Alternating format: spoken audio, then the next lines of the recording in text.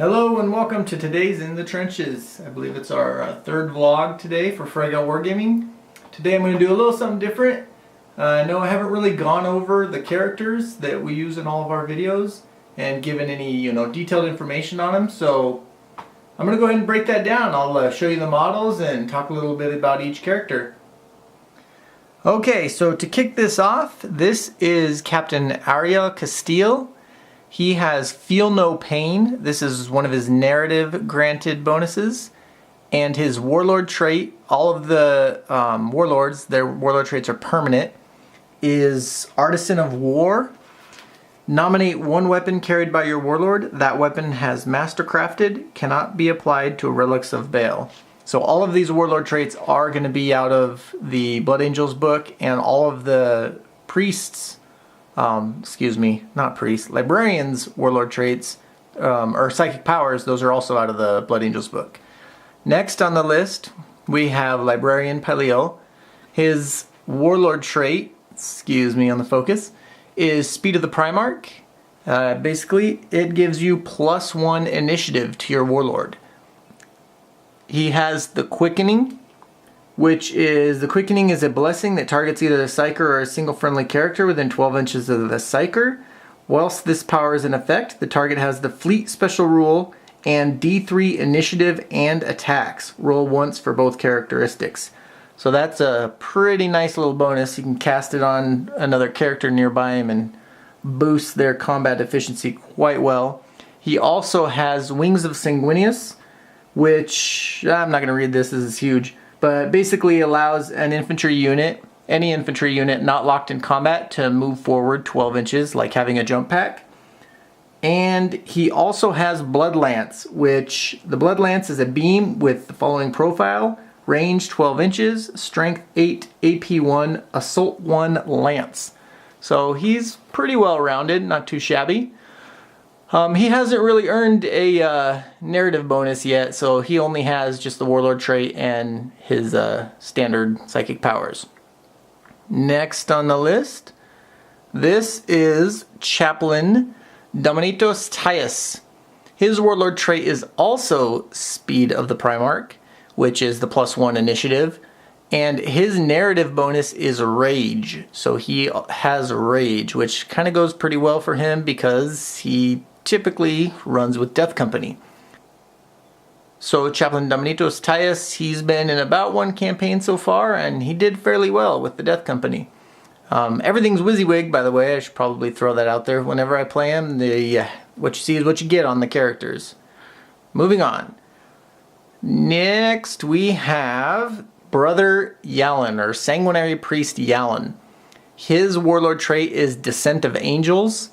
What this does is it allows you to reroll failed reserve rolls for skimmers, jump units, and flyers, and allows you also, when you deep strike, it allows you to only have a D6 scatter. So instead of 2d6 on your scatter dice, you roll 1d6. So Descent of Angels is his warlord trait, and he does not have a narrative bonus yet. He hasn't earned one yet. Next on the list, we have Sergeant Cadman. He has +1 attack as his narrative bonus. He's just a standard sergeant. Again, what you see is what you get. So Power Fist, Hand Flamer. And he's pretty much our main character that we've been following through this Broranis III campaign. He's doing fairly well. He's taken a pretty hefty injury in one of the episodes. Some of you may have caught it. And moving on from Sergeant Cadman, we have Sergeant Tabris. He is also a standard sergeant, but he just earned, whoops, I should move that over. He just earned +1 initiative as his narrative bonus, so that'll be nice for him in the upcoming missions. He is the assault sergeant. Sergeant Tabris, I should probably let you know if you don't, is the tactical sergeant. And whoops, get back here, focus. Next along the list, this is Sergeant Andreer Stromede. He earned Preferred Enemy Tyranids. So he had a pretty rough mission against the Tyranids. He's recovering from some wounds. Some of you guys, again, may have seen, may not have. I believe it's on one of the free missions, so most of you guys have probably already seen it, but he's recovering from some wounds and should be making an appearance again soon, but he took some pretty heavy fire from some Tyranids, and so he hates them. And his entire squad had a little trouble with them, so hence the preferred enemy Tyranids now. Next, this is Sergeant Joran Aran, and he has been killed in action.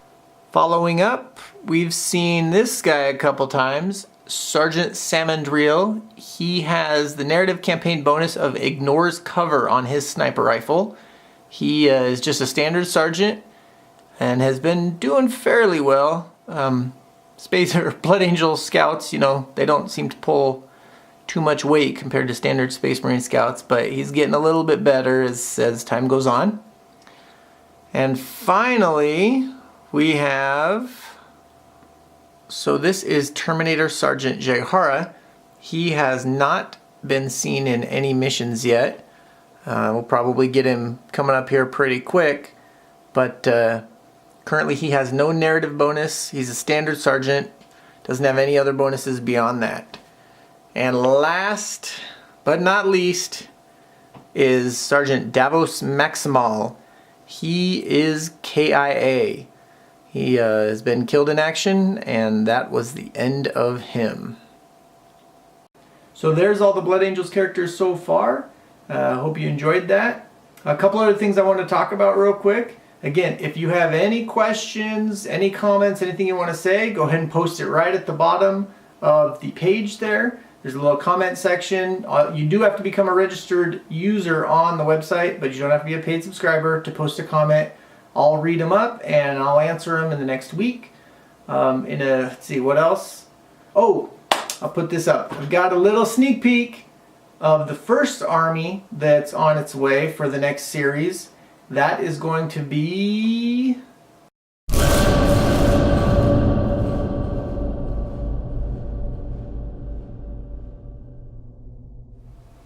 So Necrons, we've got the Necrons coming in. They're just being finished up painted. They're looking pretty good. They're being painted by Wagon Realms, which is awesome.